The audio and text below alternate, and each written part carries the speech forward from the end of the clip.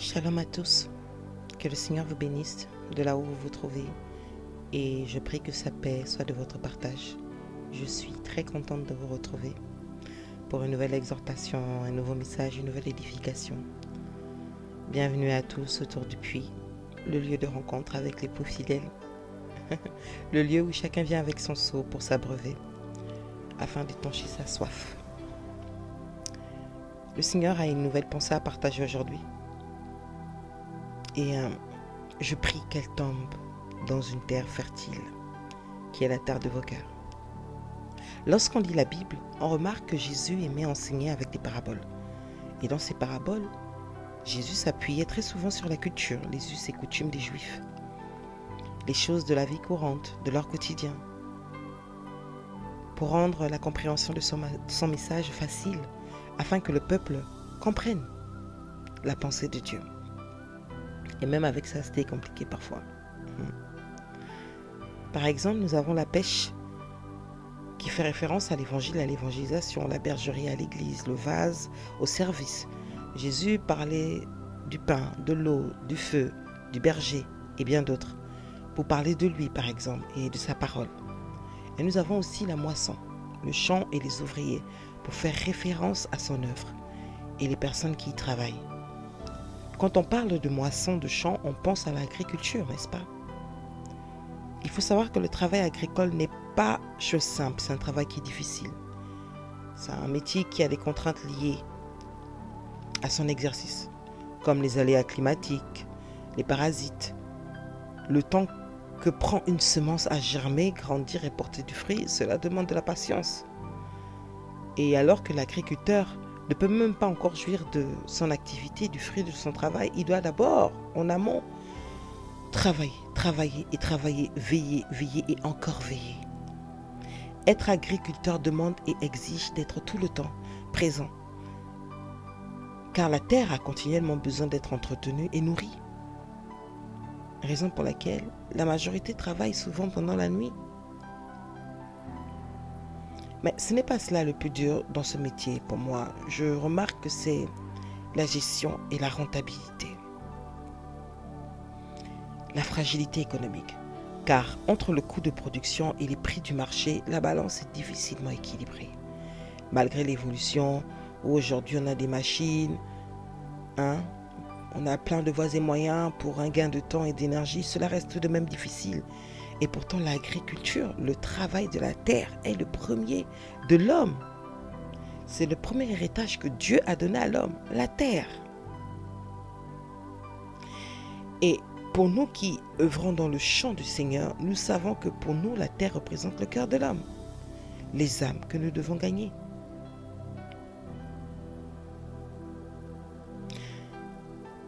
Alors le Seigneur nous a donné un message aujourd'hui. Il veut parler à son peuple, à ses serviteurs, à ses ouvriers qui travaillent dur dans son champ. Dieu a pensé à nous, Dieu a pensé à vous, Dieu a pensé à toi. À ceux qui courent sans s'arrêter, à ceux qui sèment et trouvent, qui ne récoltent pas assez, ou rien d'ailleurs, à ceux qui sont épuisés, à bout, fatigués, à ceux qui sont plaintifs, même quand à l'apparence ils sont actifs, à ceux qui veulent abandonner le ministère parce que c'est dur, ou qui ont déjà même peut-être abandonné ce qu'ils faisaient pour Dieu, tout simplement parce qu'ils ne voient pas de résultats, et qui ne voient pas assez, ou qui ne voyaient pas assez de résultats. Ils stagnaient, ils tournaient en rond et ils manquaient de constance. Alors ils ont tout abandonné. Et je me suis demandé, mais pourquoi nous sommes comme ça, les hommes prompts à abandonner quand quelque chose ne va pas dans notre sens? Peut-être pas besoin de reconnaissance, parce que nous avons soif de succès. Alors nous mettons plus l'accent sur le quantitatif au lieu du qualitatif, en vue du chiffre. On a tendance à être dans la comparaison. Quand on observe son prochain, parfois on trouve que lui, il n'est pas assez fort, il n'est pas plus inspiré, plus percutant, plus pertinent que nous. On ne se le dit pas à voix haute, mais parfois on le pense tout bas, il faut le dire. Seigneur, et pourtant je ne suis pas le ou la pire, on se croit mieux que l'autre. Moi, Seigneur, j'ai une meilleure conduite, un meilleur témoignage, c'est moi qui prie plus que l'autre. Je jeûne plus et je donne plus de dons et d'offrandes, je me sanctifie et pourtant, je suis dans l'anonymat. Ah l'homme. Ou juste parce qu'on est quelqu'un de perfectionniste, qu'on est quelqu'un de rationnel, de pragmatique, et que tout ce qui compte la logique, la loi de la réalité nous dépasse. On aime et on veut du concret. Et quand on sort de notre zone de confort, ça ne marche pas. Alors on remet tout en question. Ah, si ça ne marche pas, c'est que ce n'est pas pour moi. Alors next, j'ai pas de temps à perdre. Mais on oublie que le Dieu qu'on sert là, le Dieu pour qui on travaille, c'est un Dieu qui est justement bizarre. C'est un Dieu bizarre et normal à la fois. Un Dieu qui confond les choses fortes par les faibles. Un Dieu qui écrit droit avec des lignes courbes. Un jour pour nous, c'est comme 1000 ans pour lui. 5 pains et 2 poissons ne font pas 7 aliments. C'est un Dieu qui conjugue le verbe être à tous les temps, mais au présent. Un Dieu qui commence quand tout se termine. Donc à ceux qui pensent qu'ils brassent du vent, qui prêchent dans le désert, où rien n'est fertile, où rien ne pousse, où il n'y a pas de perspective d'avenir, ce message est pour ceux, pour toi, pour moi, qui parfois on se demande si tu as réellement été appelé par Dieu, quoi. Pour toi qui essuie des échecs sur échecs, à toi qui œuvre jour et nuit, à toi qui bénit les autres, qui fait des exploits dans la vie des autres, à toi qui sauve les autres, qui a toujours le mot, la parole pour relever l'autre, pour essuyer les larmes, mais qui sur ta croix est incapable de te sauver. Toi-même, à toi qui est une échelle qui fait monter les autres, mais tu as l'impression que tu es toujours sur le tarmac. Ce message est pour toi qui paye le prix fort du service et qui est frustré de voir les autres exceller alors que vous priez le même Dieu. Ce message est pour toi qui te demande si Dieu ne t'a pas oublié.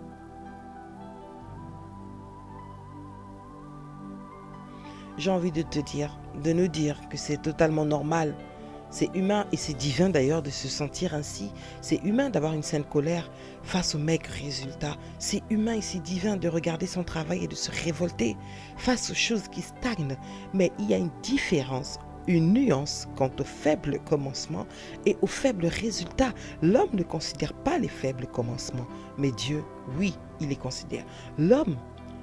Ce que l'homme appelle faible résultat n'est pas ce que Dieu considère comme étant faible. Surtout quand vous êtes dans un champ depuis déjà un certain temps. Ça fait quoi? 10 ans, 5 ans, 20 ans, 30 ans que tu es sur le terrain, que tu es dans le Seigneur.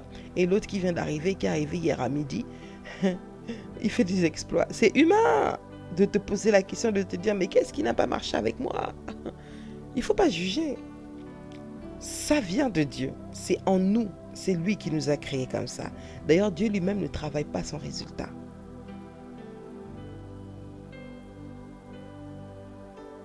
Sa bouche dit et sa main accomplit.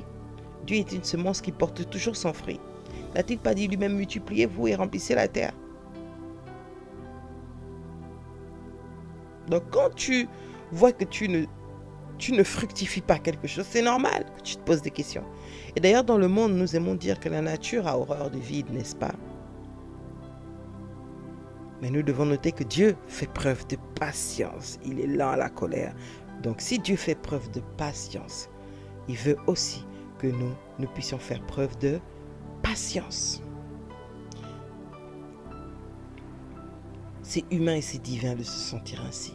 Lisons Jean 15, au verset 5. Je suis le cep, vous êtes les sarments. Celui qui demeure en moi et en qui je demeure porte beaucoup de fruits, car sans moi, vous ne pouvez rien faire. Voilà ça. Et lorsqu'on observe la parabole des talents dans Matthieu 25, on remarque que dans l'histoire que Jésus raconte, il parle d'un homme qui, avant de partir, distribue ses biens à chacun de ses serviteurs selon leur capacité. Ils n'ont pas tous le même nombre de talents, mais ils sont tous logés à la même enseigne. Et le maître s'attend à ce que chacun fructifie le talent. Il s'attend, il se dit, je vais voir comment ils vont gérer le talent que je leur ai donné. Ils vont gérer mes biens. Jusqu'au jour où le maître revient et il fait des comptes. Ah oui. Et en observant cette histoire, on remarque que ce n'est pas le nombre, ce n'est pas tant le nombre de talents qui importe le maître. Quoi qu'on donnera à celui qui a et il sera dans l'abondance. Ce n'est pas une compétition en fait. Ce n'est pas un concours entre eux. Ou celui qui a le plus de résultats est au-dessus de tous. Non, mais le plus important, Dieu ce qu'il veut voir, c'est l'engagement face à la vision, à sa vision. La responsabilité face à la mission. La fidélité face à la confiance dont il fait preuve envers nous. Et l'amour qu'on manifeste à cause de l'alliance qu'on a entre lui et nous. Et surtout la motivation, qui est la racine du cœur qui nous anime dans ce qu'on fait pour Dieu. Et sans oublier la gestion. Tu te plains des résultats, mais est-ce que tu gères bien? Car oui, de nos jours, nous devons nous poser la question de savoir est-ce que je sers Dieu ou est-ce que je me sers de Dieu? Il faut se poser cette question et c'est même humble de se dire Seigneur, je vois que ce que tu m'as donné là, je ne gère pas bien. Aide-moi. Et nous savons que la clé de la gestion, c'est la sagesse. Et il dit dans sa parole que celui qui manque de sagesse, qui demande à Dieu. 1 Corinthiens 14, 12 dit, de même vous, puisque vous aspirez aux dons spirituels, que ce soit pour l'édification de l'Église que vous cherchez à en posséder abondamment, on comprend alors que le but commun est la gloire de Dieu et l'avancement de son royaume. Donc quand un pasteur s'attriste à cause du vide dans son assemblée, quand il lutte pour attirer les âmes parce que numériquement parlant, l'assemblée stagne, quand un entrepreneur souffre parce qu'il n'a pas de clients, c'est humain, hein? C'est humain. Et surtout parce que Dieu nous demande de fructifier les talents qu'il nous a donnés. Donc,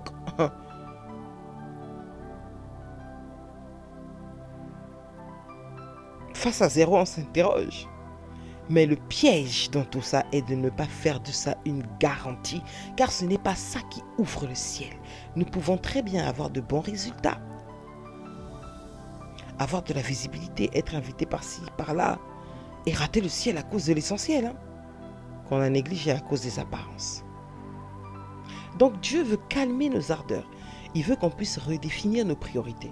Il veut nous ouvrir les yeux face aux manigances et à la séduction du diable qui est très subtile. Le diable nous séduit à cause des chiffres. Car aujourd'hui, le monde dans lequel on vit donne plus de crédit à celui qui a des chiffres. On parle de quelqu'un en termes de followers. Ah, tu connais tel? Ah, il brasse, il a 20 000 cas. Oh Seigneur.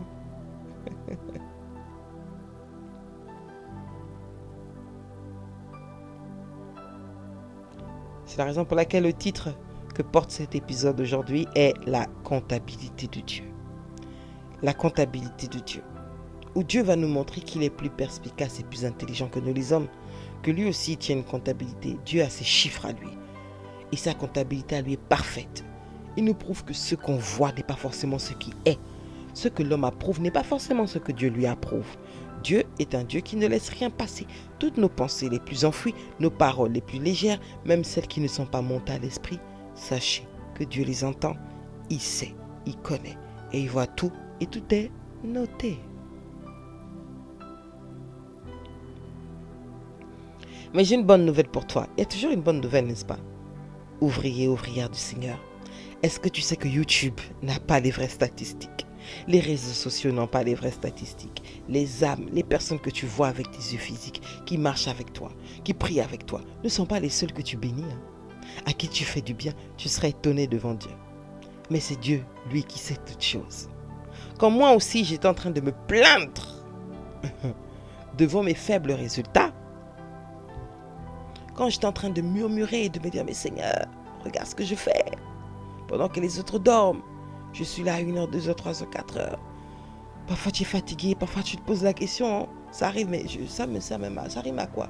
Tout ce que je fais là, je fais ça même pourquoi? Continue, Dieu sait pourquoi.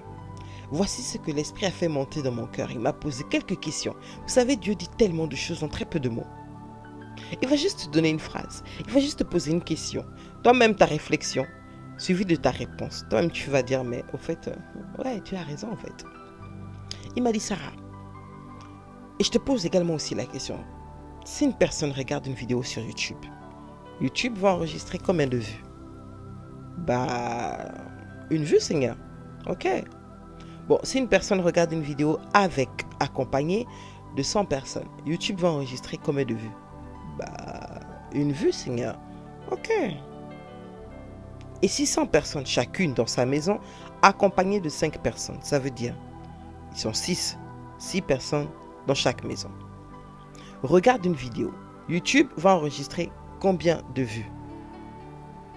Bah, 100 vues. Ok. Mais moi, Dieu, je vais enregistrer combien de vues? Bah, 605 accompagnés chacun de 5 personnes, donc ça fait 5 plus 1, ça fait 6.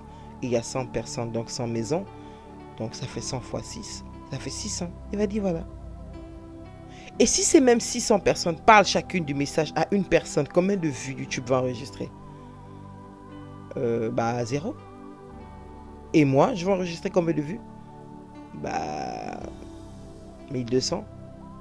Et on peut continuer comme ça encore très longtemps. Et c'est pareil avec les adorations que toi tu postes. Si tu es dans l'adoration par exemple, où il y a une différence entre ceux qui écoutent qui écoutent ta musique sur la plateforme où tu l'as publiée et ceux qui la chantent dans leur cœur, dans leur douche ou que sais-je. Vous voyez comment Dieu compte le fruit? Cela n'a rien à voir avec ce que les hommes comptabilisent. Toutes les fois où tu postes, tu sors par exemple une chanson que toi tu as écrite, que les gens écoutent pour une première fois, vont écouter plusieurs fois pour l'étudier, pour l'apprendre, pour la connaître par cœur. Toutes les fois où ces personnes vont la chanter, toutes ces fois où ces personnes vont prier avec ces chansons, vont être bénies, vont bien se sentir avec cette chanson, vont recevoir, vont être bénies par ta chanson. YouTube ne va pas comptabiliser ça. Dieu va comptabiliser ça. C'est ça qu'on appelle le fruit. Mais toi, tu ne sais pas, tu ne vois pas. On est donc d'accord, YouTube n'a pas les vraies statistiques. Dieu n'a pas attendu que la prière de Daniel sorte de sa bouche, mais il a entendu et répondu dès l'instant où elle est montée dans son cœur. Nous devons savoir qu'à chacun de nous, Dieu va demander des comptes et nous serons tous surpris. Nous rendrons des comptes sur la gestion de notre vie, sur nos rôles en tant qu'enfants, époux, épouse, père, mère, frère, sœur, individu, citoyen, citoyenne, serviteur. Nous rendrons des comptes par rapport à tout ce qui nous a été confié. De la même manière qu'un comptable fait le bilan d'une entreprise, Dieu également aussi fait le bilan de toutes choses. Qu'on ne se trompe pas, nous passerons tous un jour à la barre. Chacun paiera sa facture.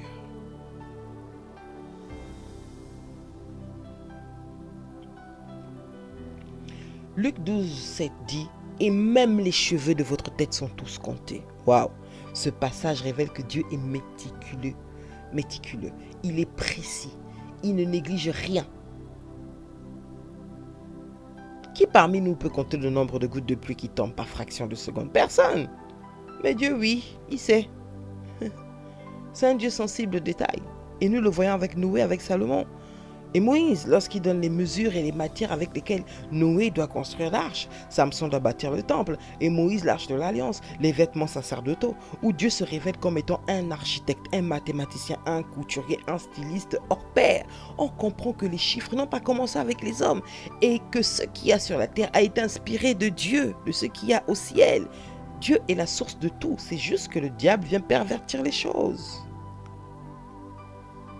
Dieu est un Dieu de chiffres et chaque chiffre a une signification et une portée prophétique.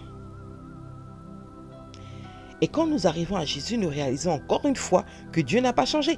Il surveille et veille à la construction de son plan, à l'avancement de son royaume. Même avec son fils Jésus, à qui Dieu a confié une mission, des âmes, et auprès de qui Jésus va rendre des comptes. Pour nous montrer l'exemple. Et oui, la charité bien ordonnée commence par soi-même. Alors nous sommes dans le livre de Jean 17. Jésus est avec ses disciples et il vit ses derniers moments. Des moments tristes, difficiles, avec ses frères, ses disciples. La fin approche, la souffrance arrive. Le poids du sacrifice se fait ressentir. Il donne donc ses dernières instructions, ses derniers messages où il vient comme consolider tous ses sermons, tous ses enseignements. Mais Jésus n'en dit pas plus, car il sait que c'est pour un temps parce qu'il les reverra dans très bientôt. L'heure approche et chaque seconde, chaque minute redonne comme un coup de poignard, un clou dans le cœur de Jésus. On peut lire le stress, l'oppression, la douleur. Il s'apprêtait à mourir. Et il savait qu'il allait mourir, pas d'une manière douce. Il souffrait dans sa chair parce que il savait qu'il allait mourir en martyr. Il va lui-même accomplir ce que Dieu a lui-même imposé aux hommes, le sacrifice pour l'expiation.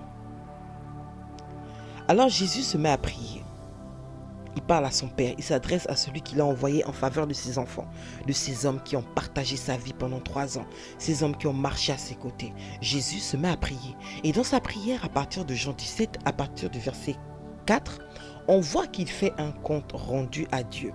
Jésus dit à son père Père, j'ai glorifié ton nom, j'ai achevé l'œuvre que tu m'as donnée à faire. En gros, j'ai combattu le bon combat et j'ai achevé ma course. Au verset 12, Jésus dit, lorsque j'étais avec eux dans le monde, je les gardais en ton nom. J'ai gardé ce que tu m'as donné et aucun d'eux ne s'est perdu, sinon le fils de perdition, afin que l'écriture fût accomplie. Jésus dit à Dieu, j'ai fait ce que tu m'as demandé. J'ai planté la semence, j'ai libéré la parole, j'ai posé la première pierre, la pierre angulaire, la principale de l'angle. Maintenant, l'édifice continue. Voici les profits et voici les pertes. J'ai gardé tout le monde, toutes les âmes que tu m'as données. Mais il y en a un qui s'est perdu. Toi-même, tu le connais. C'est le fils de perdition. Toi, tu as perdu combien d'âmes? Toutes les âmes que Dieu t'a données, tu en as perdu combien? Quels sont les profits? Quelles sont les pertes? C'est comme un bilan récapitulatif de son parcours, de son œuvre, de son pèlerinage et de la gestion de son service. Romains 14, 12. Ainsi donc, chacun de nous rendra compte pour lui-même à Dieu. C'est écrit ce que je dis, je n'invente pas. Job 31, 37. Je lui rendrai compte de tous mes pas. De tous mes pas. Les dons de Dieu, ces grâces sont pour un temps. Ce sont des emprunts. Considérons les dons de Dieu, les talents que Dieu nous a donnés, comme des crédits qui ne sont pas à taux zéro, parce qu'il veut et doit avoir un retour sur investissement. Nous serons tous étonnés le jour du jugement. Sachez qu'à chacun d'entre nous, Dieu sait quel est le nombre exact d'âmes attachées à notre vie. Et oui, on ne vient pas pour se balader sur la terre. Imaginons le jour J, le jour du jugement. Si Dieu te dit, alors mon fils, ma fille, tu avais 1000 âmes à gagner, 1000 âmes à toucher, alors venons, on fait les calculs. Alors ma chère fille, mon cher fils, combien en as-tu touché? Quinquinquin. Combien en as-tu gagné et combien en as-tu perdu? Quinquinquin. Tu serais étonné, n'est-ce pas? Parce que tu vas dire, mais Seigneur, moi quand je regarde ma vie là, où est-ce que j'ai rencontré 1000 personnes? Je n'ai jamais rencontré 1000 personnes. Tu serais étonné. Comme ceux qui étaient étonnés dans la parole de Jésus quand il parlait des brebis de droite et des boucs de gauche. À qui il dira, mais je ne vous ai jamais connus. Et pourtant ils ont prophétisé en son nom. Donc ils ont servi le Seigneur. Tu peux servir un Dieu que tu ne connais pas. Et voilà notre problème à nous les ouvriers. Et voilà ce qui nous tue, nous ralentit, nous garde dans un statu quo, nous limite, nous affecte, impacte notre zèle négativement parce qu'on se fie aux petits chiffres qu'on voit et on se dit qu'on n'est pas efficace, on n'est pas rentable parce qu'on ne voit pas le monde, on ne voit pas la foule, on ne voit pas les likes, les partages, les commentaires. Dans un monde où aujourd'hui tout peut s'acheter, tout peut se fabriquer, tout peut se truquer. D'un autre côté aussi, on traite mal les fidèles, on joue avec nos dons. Une âme est blessée, elle part de l'église et toi tu dis c'est bien, c'est Dieu qui t'a mise, c'est Dieu qui fait le tri, elle n'a qu'à partir d'ailleurs. Dieu a enregistré cette âme en moins dans sa comptabilité, tu sais ça. Et tu devras rendre des comptes. Parce que ceux qui apportent la parole seront jugés doublement, sévèrement. Tu vas rendre des comptes. Jésus lui-même a rendu des comptes. Es-tu sûr que les âmes que tu as chassées, que tu as perdues, qui ont perdu la foi peut-être à cause de toi, sont des fils de perdition? Réflexion. Vous savez, quand j'ai commencé à poster mes écrits sur les réseaux, je recevais de la moquerie.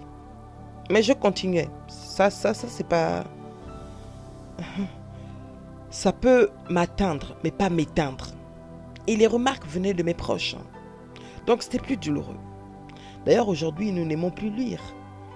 Nous sommes dans une génération Quick, McDo, Burger King. Vite fait, bien fait. Une génération de scrollers, où les messages longs ne sont plus la bienvenue. On va d'abord regarder le temps avant d'écouter. La vidéo l'a fait combien de minutes? Parce que notre concentration et notre centre d'intérêt ont été biaisés. Moi, j'ai déjà entendu, Sarah, tu écris trop, va à l'essentiel, fais ci, fais ça, voici les techniques pour gagner plus de... Le monde va si vite que tu dois suivre sa tendance? Ben parce que tu veux toucher l'homme, mais une fois que tu mets les pieds dans ces trucs-là, c'est chaud.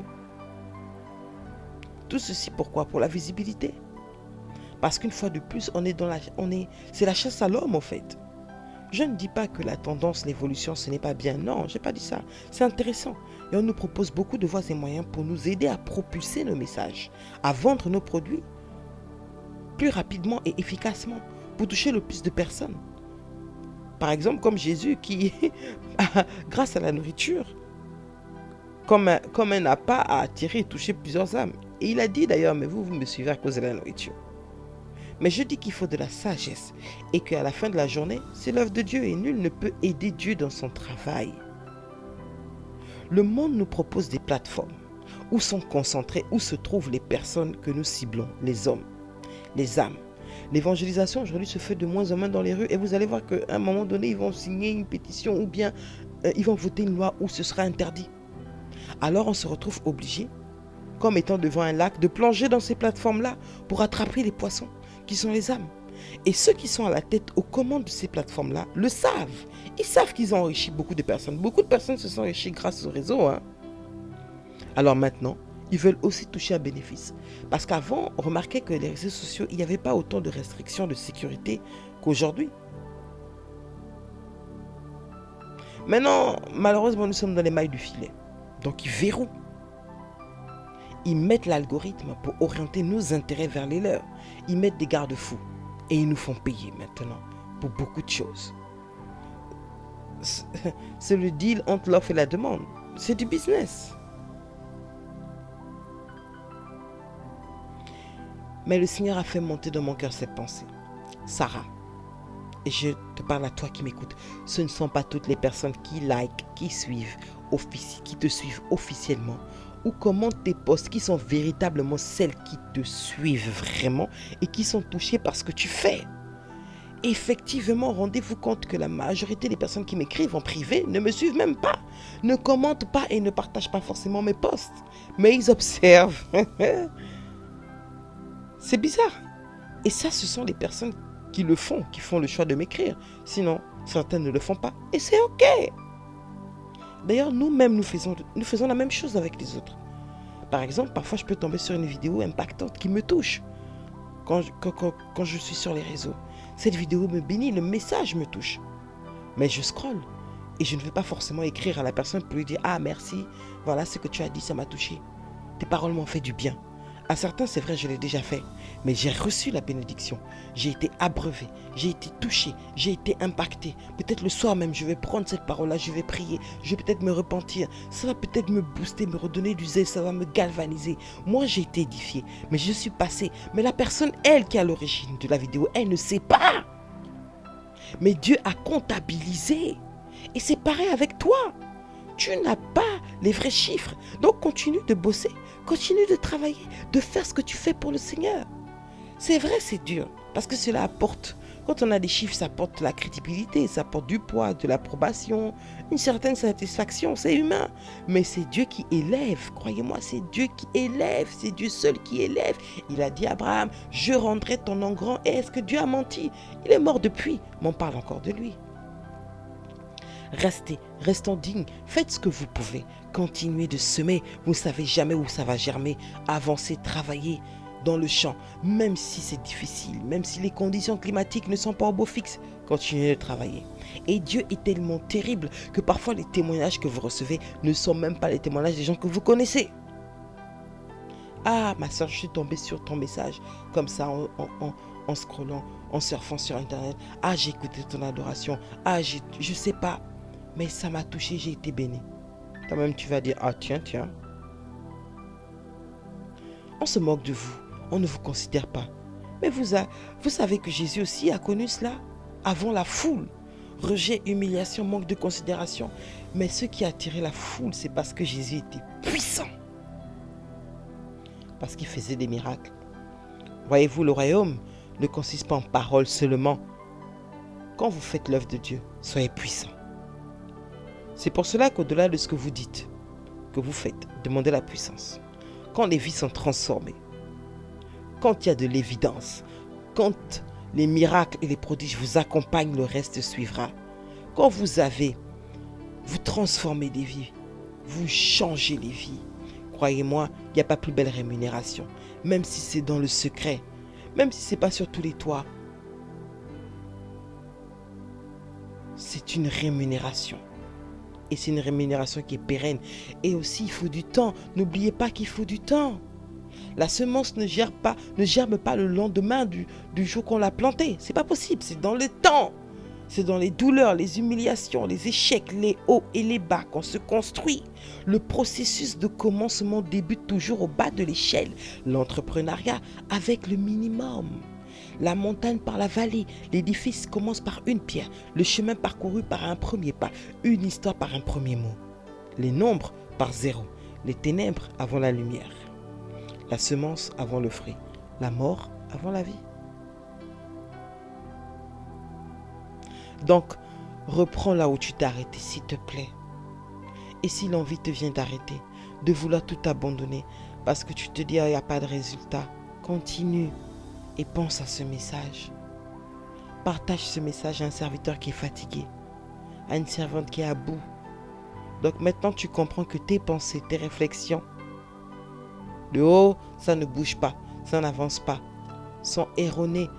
Ne regarde pas l'autre. Toi, tu ne sais pas comment l'autre fait pour réussir. Tu ne sais pas. Jésus n'a parlé qu'à une seule personne, une seule femme. Mais c'est tout un village qui a été touché. Dieu seul connaît les chiffres exacts. Je le redis encore. Nous aimons beaucoup le verset qui dit « Ne méprisons pas les faibles commencements ». Mais le verset dans Zacharie 4,10 parle du jour des faibles commencements qui ne sont pas à négliger. Le jour des faibles commencements. Je vais essayer de faire court. Alors, de synthétiser un peu l'histoire autour de Zacharie et de Zorobabel. Zacharie, le prophète, revient de longues années d'exil avec son peuple. Mais il faut savoir que c'était une période qui était difficile pour Israël. C'était une période qui était déprimante. Vous revenez sur votre terre, dans votre nation, sur votre terre natale qui est malheureusement en ruine. Socialement, c'est pas évident de se relever. Il faut tout refaire. Tout est à reconstruire. Le peuple qui est attaché à son Dieu se retrouve devant la seule chose qui pouvait encore leur donner de l'espoir, de la force, du zèle, de la foi. Le seul lieu de rencontre et de rendez-vous qu'ils avaient, c'est-à-dire le temple, était complètement détruit. Ils ne sont pas équipés, mais ils ont la foi et la volonté. Et Zorobabel, un homme vaillant, va se révéler comme étant un homme providentiel de la situation, en jouant un rôle déterminant pour la reconstruction du temple. Et c'était un jour insignifiant, mais un jour qui, de toute évidence, ne laissait rien présager de glorieux. Tout était réuni pour décourager ces hommes. Et ils ont connu ce qu'on appelle les oppressions, les oppositions hostiles, car le jour le plus attaqué, le jour le plus oppressant, dans une œuvre n'est pas le jour où il y a les premiers résultats, mais c'est le jour où tu poses la première pierre. C'est le jour où tu fais le premier pas, le jour où tu te lances, tu te dis non, ça y est, c'est parti. C'est ce jour-là où tu démarres la voiture, tu décides de la faire avancer quand on te met les bâtons dans les roues.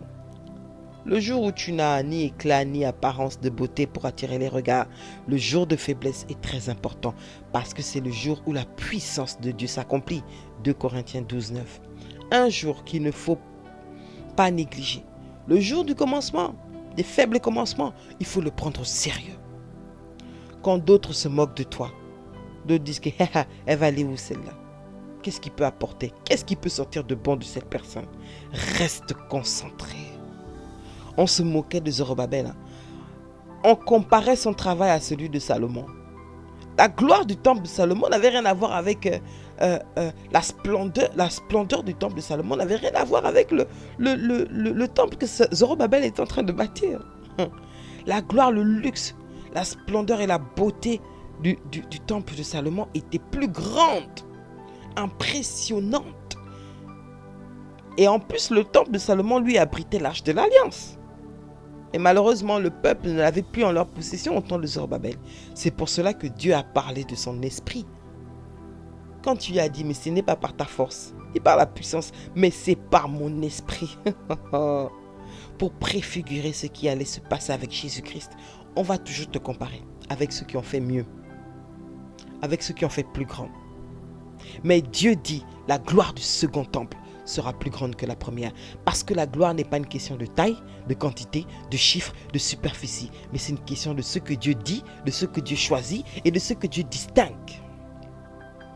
Tu n'as peut-être pas la taille ou le chiffre, si tu préfères, comme nous sommes en comptabilité.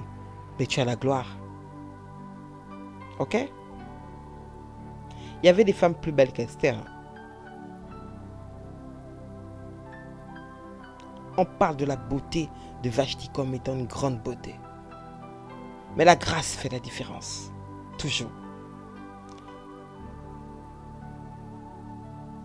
Ce n'est ni par la puissance, Zacharie 4,6, ni par la force, mais c'est par mon esprit, dit l'Éternel, désarmé. Toutes les fois où Dieu signe sa parole en ajoutant armé à éternel, cela fait référence à la force.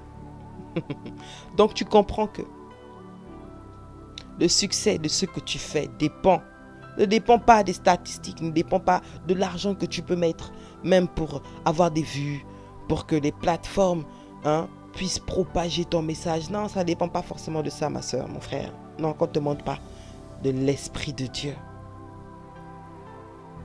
Dieu est capable à cet instant T de faire en sorte que le message, que la mission qu'il t'a donnée, que le talent qui est en toi soit vu par toute la terre entière. Il est capable de le faire. Avance, ne regarde pas les chiffres s'il te plaît. Sème, propage les semences et arrose. C'est Dieu qui fait croître. L'impact n'est pas forcément lié à la quantité, mais d'abord à la qualité. Tu as 3 vues et alors? Si Dieu te dit que toi, le but était de toucher 3 personnes, tu as réussi ta mission. Paul et Silas ont fait trembler les murs de la prison. Mais rendez-vous compte que c'est le gardien qui a obtenu le salut. Beaucoup de libération, mais un seul sauvé. Jésus a guéri 10 lépreux. Rendez-vous compte, beaucoup de guérisons, mais un seul sauvé. Donc parfois il y a beaucoup de vues, mais une seule personne impactée. Ah ah ah! Vous voyez? Et plus tu es comme ça, plus tu es respecté, plus tu as foi en Dieu, plus tu as confiance en toi, plus tu es droit dans tes baskets, plus personne ne peut te déstabiliser. Toi, tu sèmes, tu travailles, tu pousses, tu avances. C'est ça le plus important. Je vais vous laisser. Que le Seigneur vous bénisse. Donc tu as compris. Relève-toi là où tu es tombé. Ne regarde pas les chiffres, mais avance, continue de s'aimer. Travaille, fais ce que Dieu te demande de faire. Je sais que c'est dur, je sais que c'est fatigant. Et que le résultat important, ça fait du bien, ça encourage, ça fortifie. Dieu sait à quel moment il va envoyer quelqu'un pour t'envoyer un message, pour t'édifier, pour te témoigner de ce que tu as fait dans sa vie. Voici la rémunération de Dieu. Et parfois, Dieu ne permet pas, un grand impact au début pour nous protéger, pour nous épargner, nous éviter l'orgueil. Parce qu'il sait que si tu es orgueilleux, il va te résister. C'est pas bon. Laissez Dieu faire. Toi, fais ce que Dieu te demande de faire. C'est pour ça que l'image que j'ai choisie pour illustrer ce message, on voit une personne qui représente Dieu sur son trône et des serviteurs avec autour d'une calculatrice et des chiffres. Et ils sont étonnés. Parce qu'effectivement, le jour J, ils seront étonnés. Sème, tu ne sais pas où et quand ça va germer. Que le Seigneur vous bénisse. À bientôt.